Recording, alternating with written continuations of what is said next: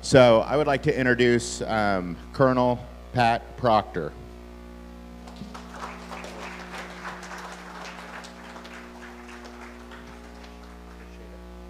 So the problem's not getting me to talk about myself, it's getting me to shut up. So I apologize in advance. My name's Pat Proctor. A million years ago when I was a new soldier, they told you when you're given a briefing, give the bottom line up front. So we give the bottom line up front, and then I'm going to tell you all the details. So I spent 25 years in the Army, including 2 tours in Iraq, 1 in Afghanistan, 1 in Jordan.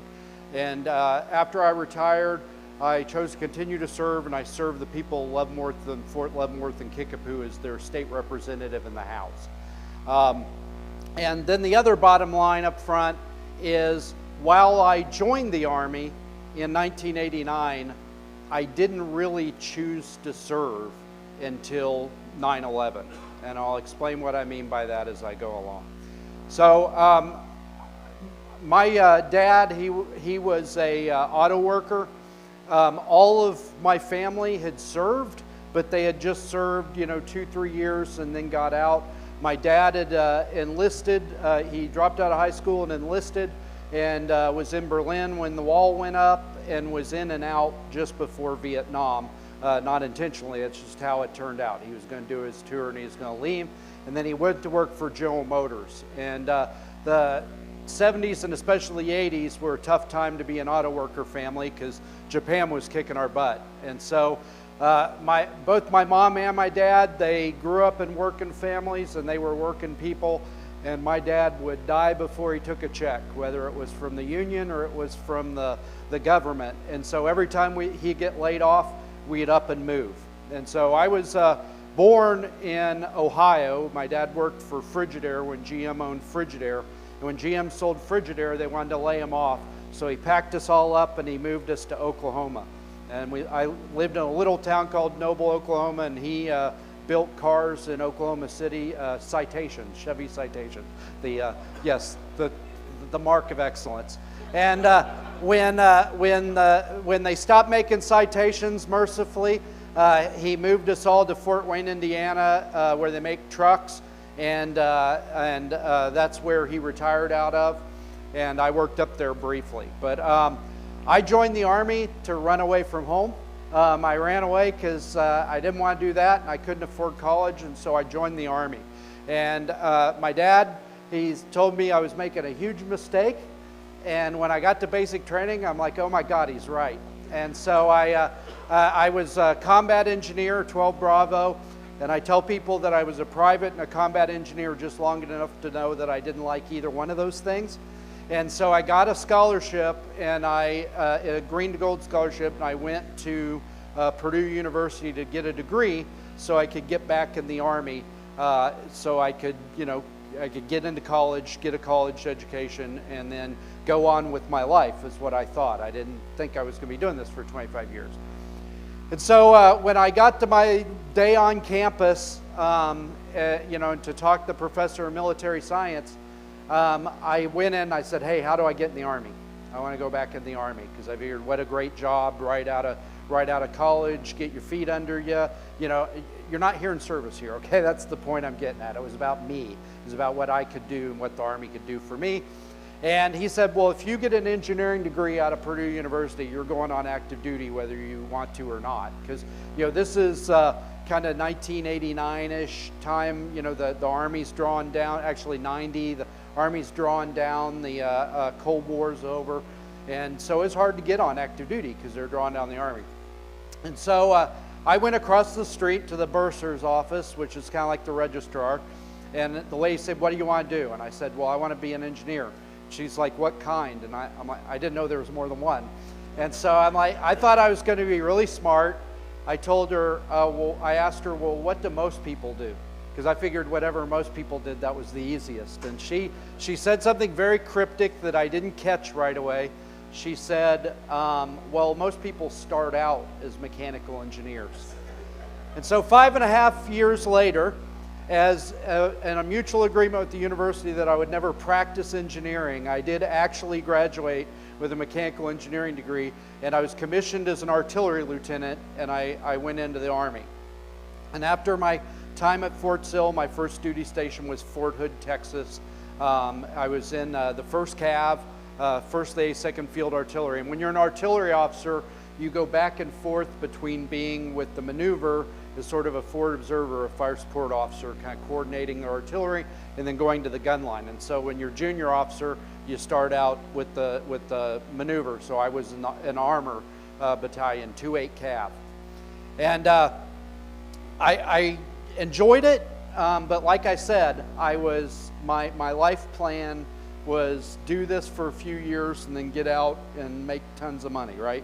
And so while I was there, as frequently happens, I met a girl. My wife, as an aside, my wife, she's a naturalized American citizen from Thailand, but at that time she was a legal immigrant. She had immigrated from Thailand to West Berlin when she was 18 years old. She had worked in her mom's roadside restaurant outside their village, and then she had immigrated to West Berlin to work in her aunt's restaurant, and then she got a visa to come to the United States, and she started out working in a Jack-in-the-Box. She couldn't speak any English. She was sweeping up in the Jack-in-the-Box. She learned English by listening to them take orders on the drive-thru, and then 2 years later she was running the Jack-in-the-Box. So that tells you something about my wife. My wife is a very determined lady. She discovered the wonders of being a server. They just give you money for helping them. And so she became a server at Denny's, so she was doing both those jobs when I met her. And when I met her, she wouldn't put her money in the bank. She'd stuff it under the bed till it wouldn't fit, and then she would go buy land with it. And she bought her village so that she wouldn't have to send money home. Everybody pays her family rent because she owns the whole village, right? But it's a village. You can only buy so much in a village. So she started buying land in the United States. And she had a friend who, when she was in West Berlin, had married a soldier, and they were stationed at Fort Hood. And they had a vacant lot next to them, and she was there to buy the land. So I didn't know any of that. I walk into my bank, and there's this really cute girl in a short skirt with a big bag. And I finally got the courage up to ask her out. And that night I asked her, what were you doing at the bank? She said, well, I'm here to buy land, and they wouldn't take $30,000 in cash. I'm like, hold the phone. You had $30,000 in that bag, I wouldn't have waited so long to ask you out. So, but I dated her for 2 years, long distance, while I was at Fort Hood, and she didn't want to marry me, but I wore her down. I'm very persistent, and she married me. And at this point, I'm having to make a decision, because my time's up. I can get out of the Army now, or I can go off to officer advanced course, is what they called it back then, back at Fort Sill. My wife really wanted me to stay in the Army because she loved the military. She really respected what they did. She loved that I was in the military, which is probably the only reason I talked her into marrying me. And she said, this is such a great deal. You're serving your country. It's a great way of life. It's a great living. Just give it a little bit more time. And so I went on, yes, ma'am. I learned early. I learned early, yes, ma'am. And we went off to Fort Sill, and then we went to Hawaii as our next duty station. And again, the whole time I'm thinking, this is it, and what a way to go out. I'm in Hawaii. It's pretty awesome. We had my son there. He was born in Hawaii there at Tripler, and it was like the dot-com boom, 2000s, like everybody's making money. I had a little bit of, in addition to the engineering stuff, I kind of had a second kind of skill in computer programming. I'm like looking for jobs. I'm literally like looking for jobs. And I had a really great boss there. His name was Colonel Kenneth Dahl. He went on to be, you don't laugh at his name because he's a colonel, but you did behind his back. But he went on to be a lieutenant general, so now nobody laughs about his name. But he was just an amazing guy. I'm picking on him, but he was just one of those guys you'd do anything for. You'd charge up any hill for. And when he left, we got another battalion commander who was awful, which was really making the decision easy for me, because this guy, he's just kind of cruel and sadistic, and I didn't like working for him, especially after having such a great boss. And so I'm like, this is an easy decision. So it's 2001. I'm still waiting for command because people hang out in Hawaii forever, so you have to wait forever to get your battery command. I want to go out on top. I want to command before I leave the Army. And so I'm the battalion fire support officer, which is sort of like an assistant to the operations officer in the headquarters, right? Which is not like a job you dream of in the Army. You know, you want to be out there leading soldiers, and here you are in this, you know, this tent all night, you know, till, you know, this talk till 2 in the morning, you know, directing fires. And we are training up to go to JRTC at Fort Polk, which is kind of the Super Bowl before the war, right? Like that was, you trained up over and over again to go to the training center to get as good as you could and do as good as you could at the training center. So you trained for months and months and months. And, you know, for the white forces, it was JRTC. When I was at Hood, it was NTC at Fort Irwin. And we were in the middle of a train up, and we were doing brigade air assaults, which basically means moving the entire brigade by helicopter from an airfield into simulated combat in a, you know, an LZ, you know, and fight, kind of pretend bad guys op for. And we had done the air assault once. We were doing like 2 iterations of it. And the first time we did it, because I was the battalion FSO, I was like the advanced guy. Me, the battalion S3, a guy named Major Olson, who I love, and his driver and my RTO, we're in the helicopter and we've got a radio, and basically we're supposed to get on the landing zone to direct fires to support the taking of the landing zone, and then they bring in a couple guns, and then you kind of build the capability of the brigade until you have the whole brigade on the ground. And so I did the air assault with them the first time, and it was really, really windy. And you know, we have the radar underneath us, the counter-fire radar, and we're in a Chinook, and the whole Chinook's like swinging back and forth, and we thought we were going to have to drop the Chinook, but we got on the ground. But the weather had been bad that whole week, and so after we all got on the ground, like not the second after that last bird landed and took off, it started raining. And I tell you, if it had rained for a few more days, I would have built an ark. I mean, it was raining. And we were up in this area in northern Hawaii. It's called the Kahukus. It's very muddy. You know, it just turns to red sludge when it rains. And so we've got all our talk and all our stuff there, but we can't drive it out to kind of recock to redo the air assault. And so they make the decision, the brigade makes the decision, okay, we're going to leave some stuff there with some of the people, and then we're going to send some stuff back so that we can practice, at least half practice this one more time. And I got left behind. I had to stay with the talk, with my RTO and with kind of a skeleton crew. I was pissed, you know, because I mean, it's really cool, you know, you're getting out there in the ground and you got nothing but a radio, a map, and a flashlight, and you're directing fires and directing the operation. So I was really pissed. But they sent my S3 back, and they sent my battalion fire support or fire direction NCO back, and a bunch of other people to kind of redo the air assault so we could get one more practice before we went to JRTC. And so my boss, as an aside, Rob Olson, he had been in the 101st, and he hated helicopters because he had been in the 101st when they had a head-on collision at Campbell that had killed a bunch of soldiers. And so we used to make fun of him on the pickup zone because he'd be chain smoking. He didn't smoke except when he was getting ready to get on a helicopter. He had chain smoke, and we were all making fun of him in the first air assault. But I guess Major Olson knew something we didn't know. So that night, it was pea soup. It was just, I mean, you couldn't see anything. It was cloudy, overcast. It wasn't raining, but it was just, visibility was 0.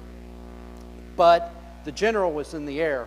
The general's going to get a show. So we're going to do the air assault anyways. And so they started doing the air assault, chalk by chalk by chalk, and I'm in the talk, pissed off, right? Because I'm not on the air assault. I'm not on the LC going on the air assault. And I'm counting. I'm counting the chalks go through, you know, listen to all they do like kind of a code word for each step in the operation. And we're getting ready to get to the point where my boss is going to come. And so I'm like getting all my stuff together because I'm going to go out there and meet him, because I'll be damned if I'm missing the operation on the LZ. You know, I missed the air assault, but I'm not missing the operation on the LZ. As we're packing up and we're walking out of the talk, there's an accident on the LZ. And what had happened is, so when you do an air assault, you have the helicopters 4 at a time or 6 at a time or whatever. So you got 4 at a time, and you always put, if a helicopter is going to have something underneath it, you always put the heavy load in the front, because that aircraft is going to have the hardest time stopping. And so if he has to stop, the lighter aircraft behind him, they have more time to stop. Well, we had screwed up, and I say we had screwed up because we were the ones that wrote the plan. I was one of the people that wrote the plan. We had screwed up, and we had put the heavy load in the back on that chalk. And you do the rehearsals, and you go through it a million times, and nobody caught it. My boss was in that helicopter, and the heavy load was his truck, and he was in there with his driver, 3 aviator crewmen, and then the 2 pilots. And then in front of them was a helicopter with a bunch of infantrymen, mortarmen. And so they were sitting in the crash seats, but they had to have their legs underneath them because they had all the mortar equipment in front of them. And so, again, you can't see anything on the LZ. And when the 3 lighter aircraft without loads flared to stop, the guy in the back couldn't stop because he didn't see him in time. And the helicopter in the back with my boss in it, the sling leg that was carrying the Humvee clipped the rotor of the aircraft in front of it. And a helicopter is not like a plane. A plane, when the propeller goes out or the engine goes out, you can glide to a landing.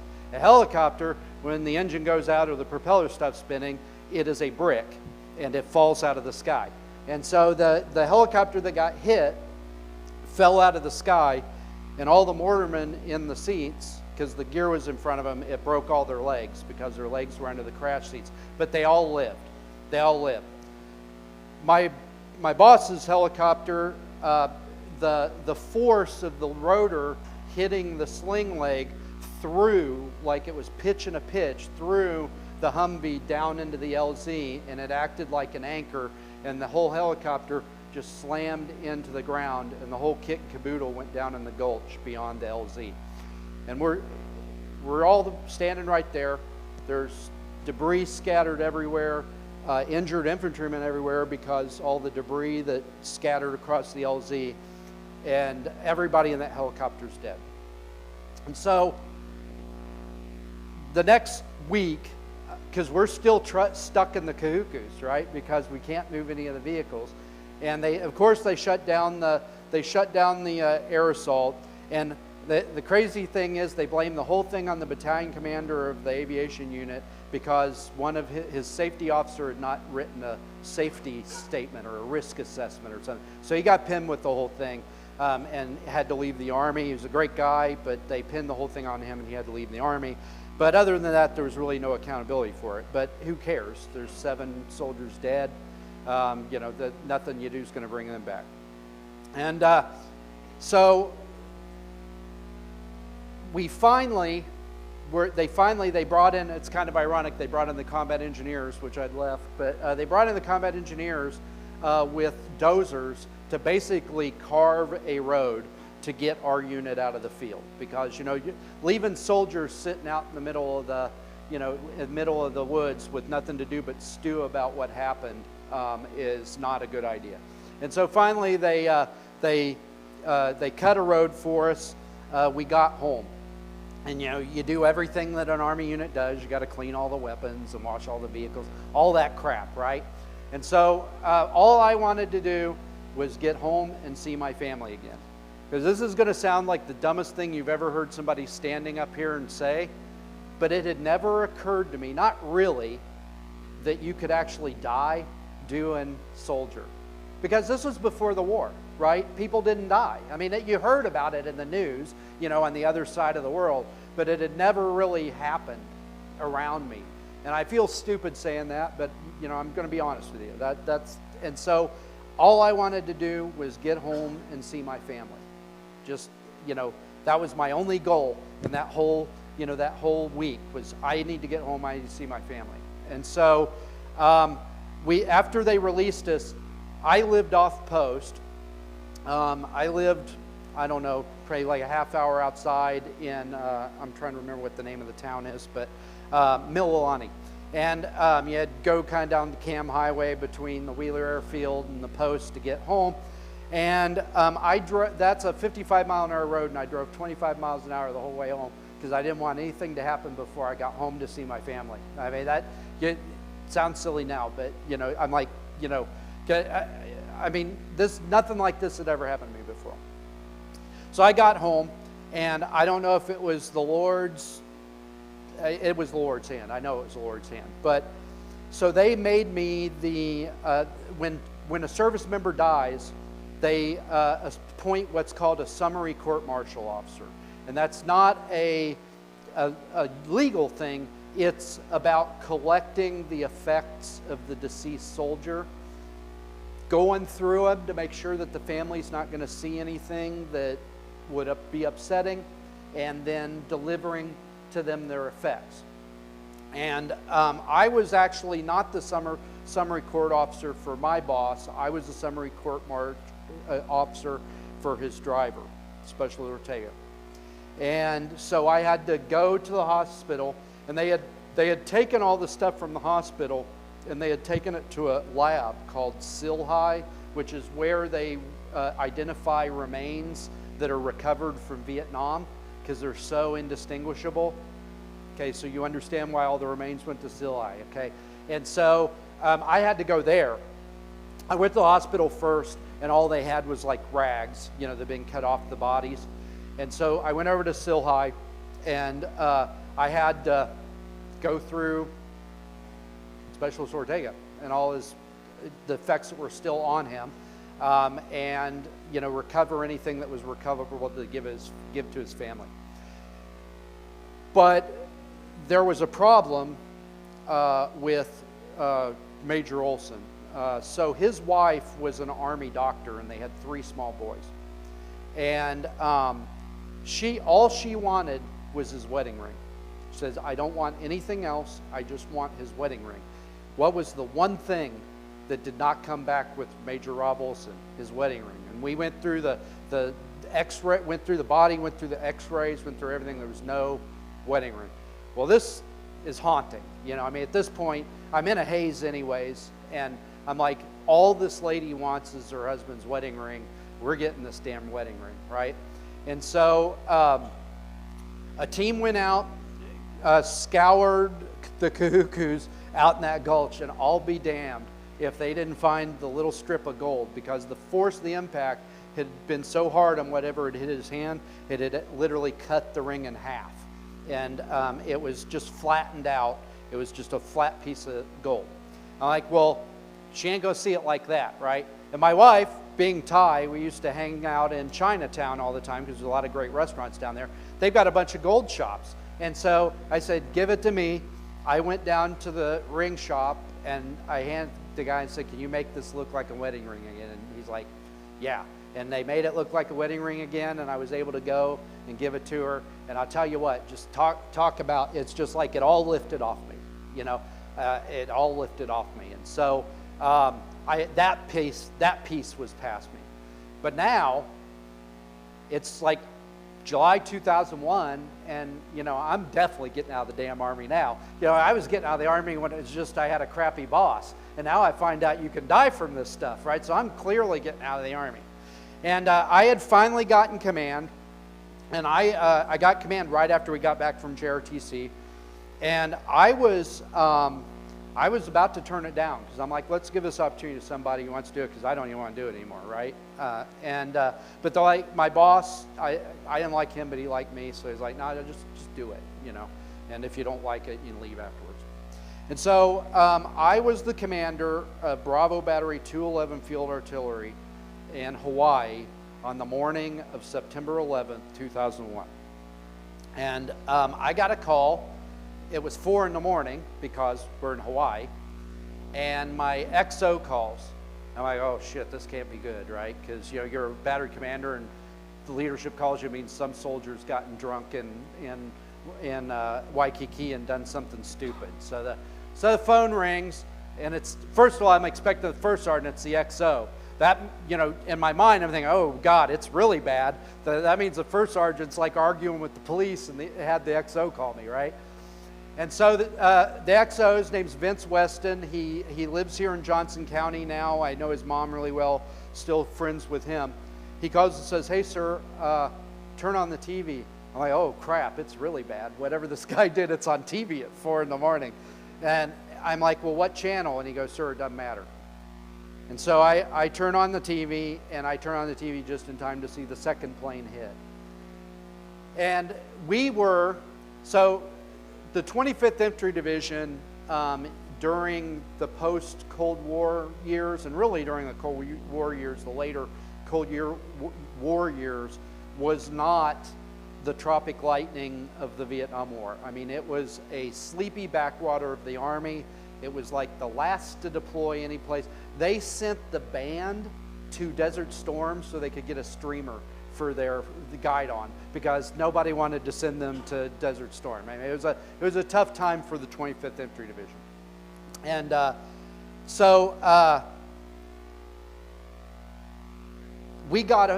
we were theoretically, my battery, whenever with Army divisions, you've got kind of the ready brigade, the brigade that's on call to deploy first if the division has to deploy. Our brigade was the ready brigade, and the infantry battalion that my battery supported, 127 Wolfhounds, was the ready battalion for the 25th Infantry Division. And they had just sent us all to the field because they knew we were never going to go anywhere. So even though we were the ready, if you're the ready battery at 82nd Airborne, your crap is all on pallets ready to be dropped out of an airplane.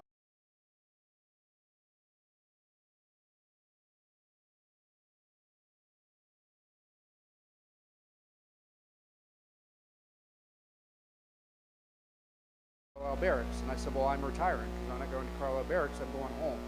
And they said, well, no, don't do that. If you go to the War College, we will send you to Leavenworth next. I'm like, yeah, I've heard that story before, right? And so finally I just told him, like, look, if you don't send me to Fort Leavenworth, it's not going to be me standing on your desk. It's going to be a very angry 5'2" Thai woman, and she's way meaner than I am. So they did. I think I scared them enough. They sent me to Fort Leavenworth. And honestly, by the time I got to Fort Leavenworth, I'd been gone 5 years, and me and my wife were like, what are we doing? I was home on long weekends or leave, and my wife and I are like, this is it. So I did my last 2 years, and I retired. So I'm almost done. When I retired, my plan was to be a college professor, because while I'd been at Fort Riley, and a little bit after, I'd done my PhD in history at K-State. And then I figured my wife would fill in the rest, because while I'd been gone all these places, she had 4 restaurants, not 1, and they were big ones. And so I figured she's going to fill in any spare time I have. My retirement plan set.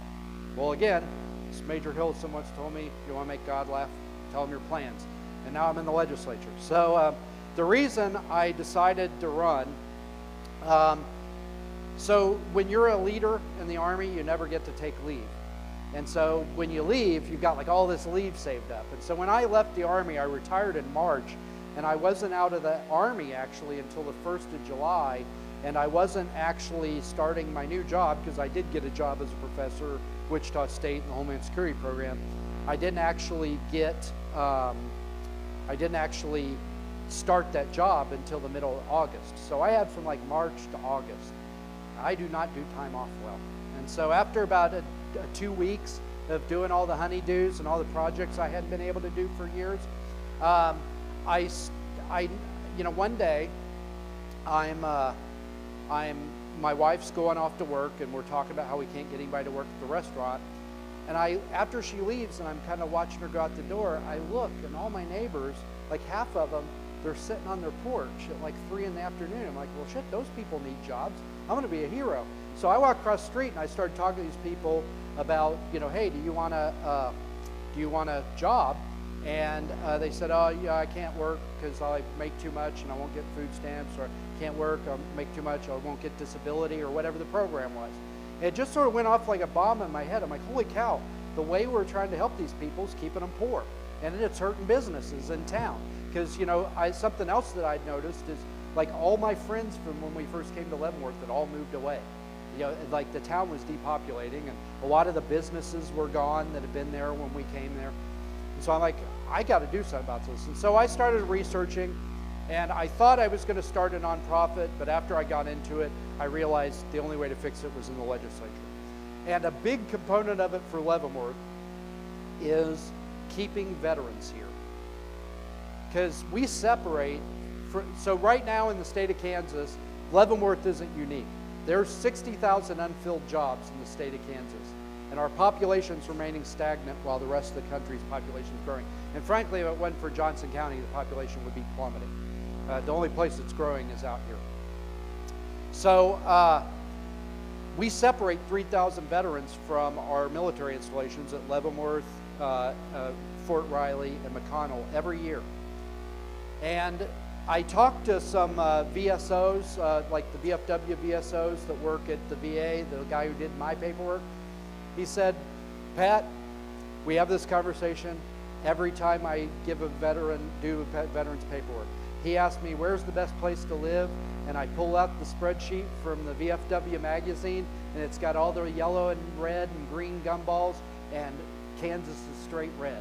So if you want to keep those veterans here, instead of them packing up and going to Texas and Florida, which is where they're going, you got to do what these other states are doing.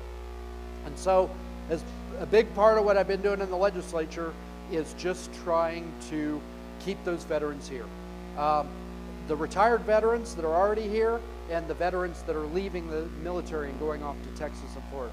One of the big things I heard from the more seasoned and experienced veterans in Leavenworth is, hey, we don't have a veterans home here in Northeast Kansas. The only veterans home we have is in Dodge City and in Winfield, and I'm not living in Dodge City or Winfield, so I am going to move across the river and establish residency because they got 4 or 5 over there, and one of them's right in Kansas City area.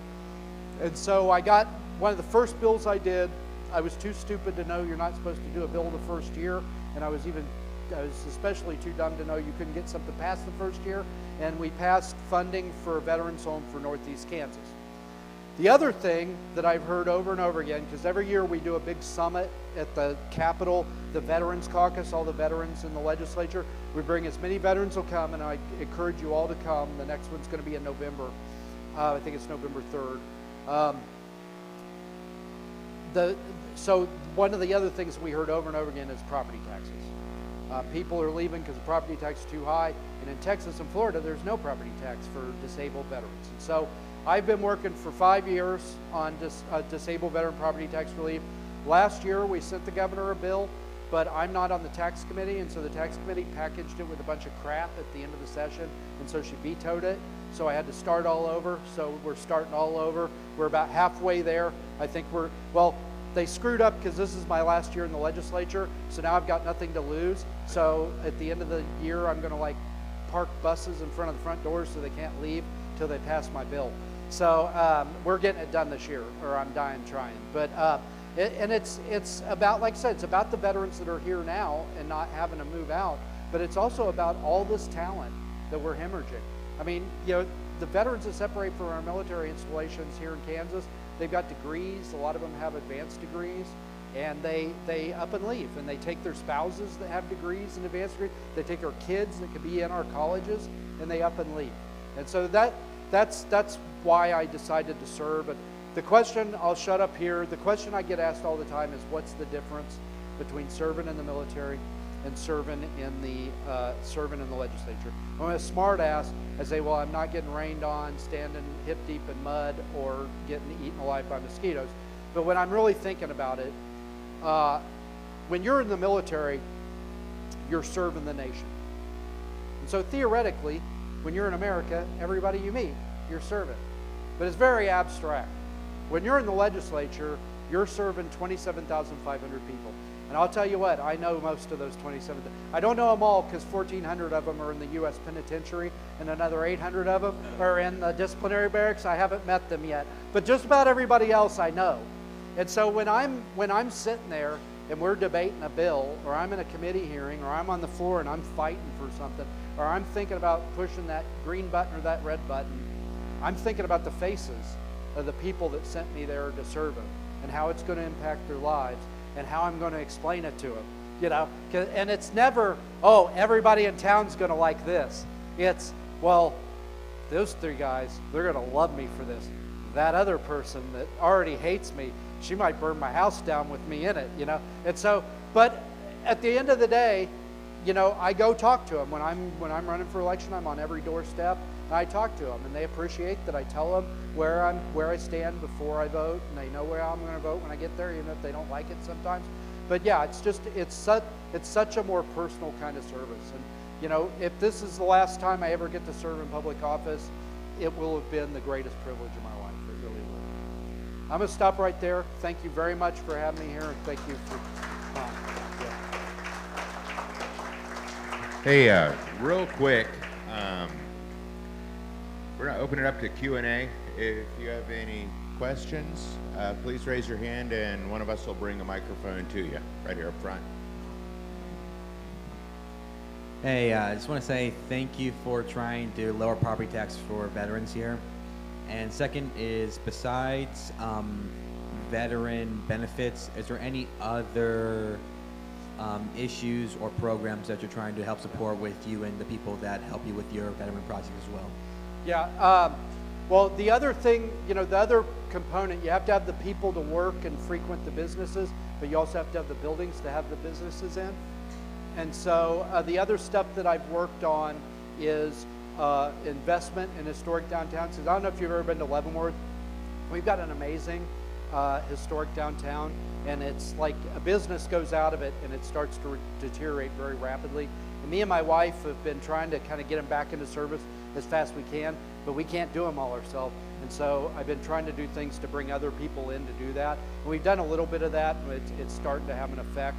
But really the big thing, for me, I think if we can hang on to all that incredible talent, if we got 60,000 empty jobs and we hang on to 3,000 people and 3,000 spouses, I'm not going to do public math up here, but I think it only takes a decade to fix our problem.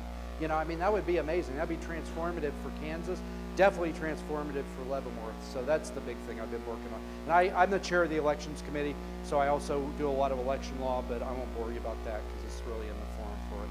Unless you want to talk about it, then you'll never shut me up.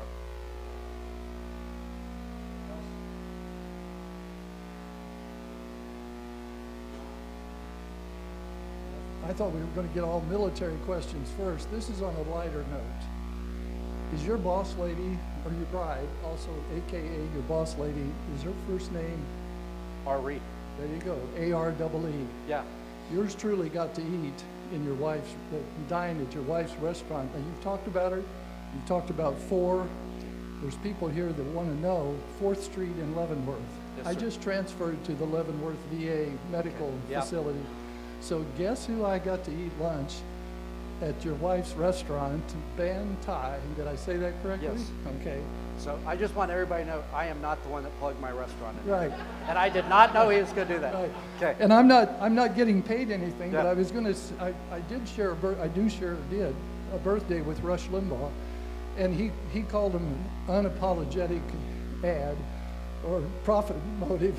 Ban Thai is on 4th Street in Fort Leavenworth, or in Leavenworth, Kansas. Where are the other 3? So during COVID, I couldn't find anybody to work, so 2 of them have closed. Right. We have one in Manhattan, right on Fort Riley Boulevard, near Fort Leavenworth and near the Manhattan. university. Yeah, Norma Donlin told me she's wonderful. that's who Yeah. I got to have Yeah. lunch with. That's awesome. Norma Donlin, by the way, her first husband was a gunner on a helicopter in Vietnam and was killed at age 20. An Army officer was killed at age 22. I hope you look up her book, Norma Donlin, D-O-N-L-O-N.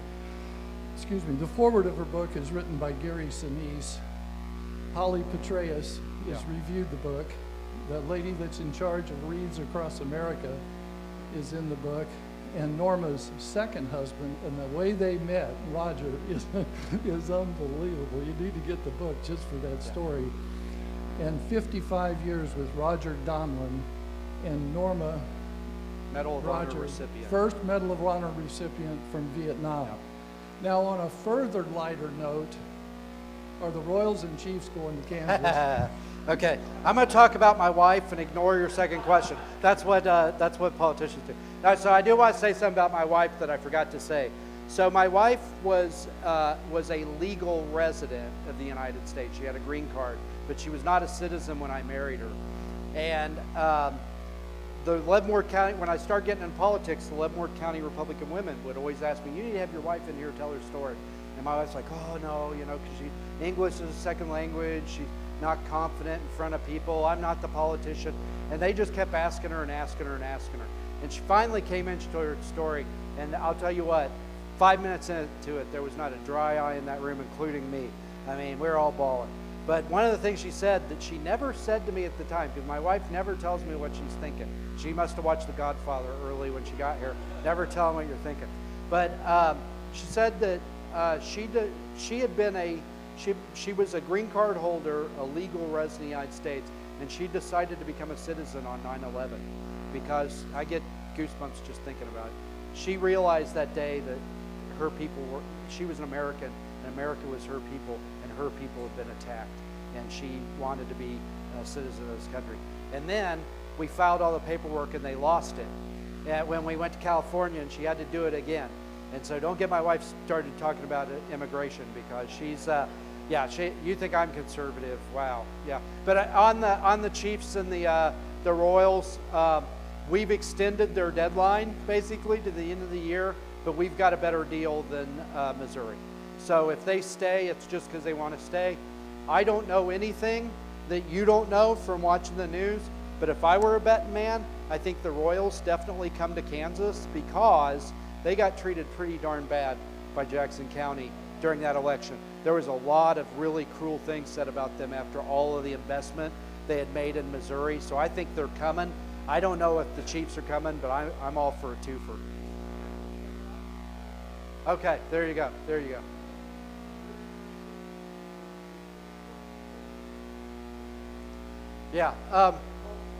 Yeah. Well, so the incentives are tax incentives. The way the deal we offered, and people, there was a lot of frankly consternation in my district, and I knew it was going to pass, and my district didn't want it, so I voted against it because it was going to pass anyways, and I wanted to respect what my constituents wanted, but I really frankly disagreed with them on it because they didn't really understand how it works. The way it works is they get some bank, not the state government, some bank issues bonds for half of the cost of the stadium. And then the investors, the Hunt family or whoever, puts up the other half.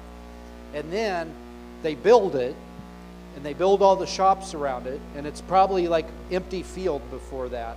And then any tax revenue, state tax, sales tax revenue that they generate out of what they built pays the investors back the bond. So we didn't lose anything because it's an open field. It wasn't getting any sales tax, and now it is. And we offered them a higher percentage of the total build cost than Missouri was able to offer them. And so if they don't come, it's not a dollars and cents decision. It's a sentimental decision.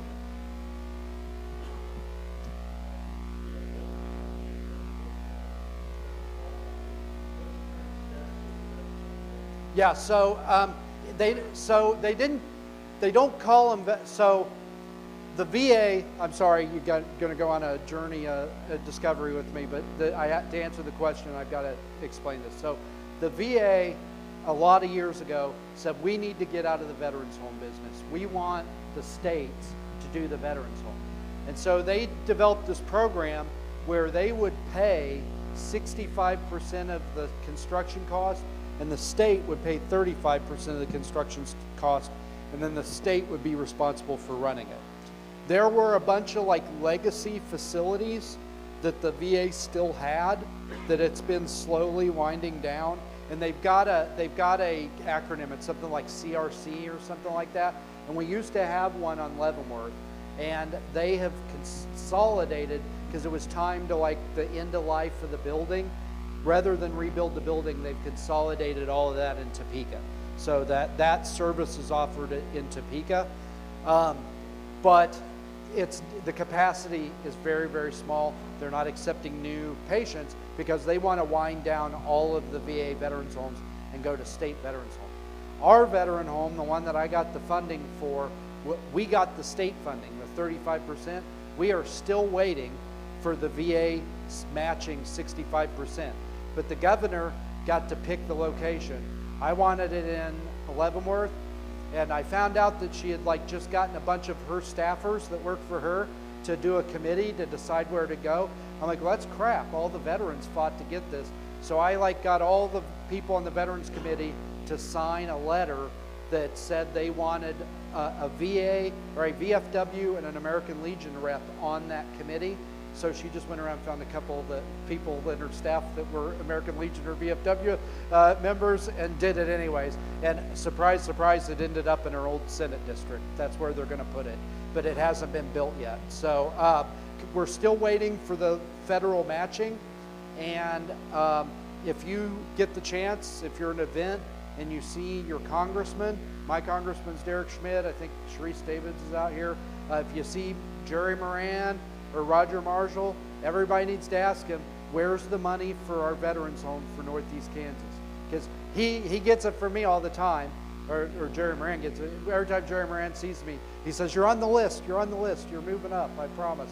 So if he hears it from all of us, it's more likely that we'll get bumped up in the line. So please, whenever you see any of your federal representatives, ask them, where's the VA money for our veterans home for Northeast Kansas? Ladies and gentlemen, please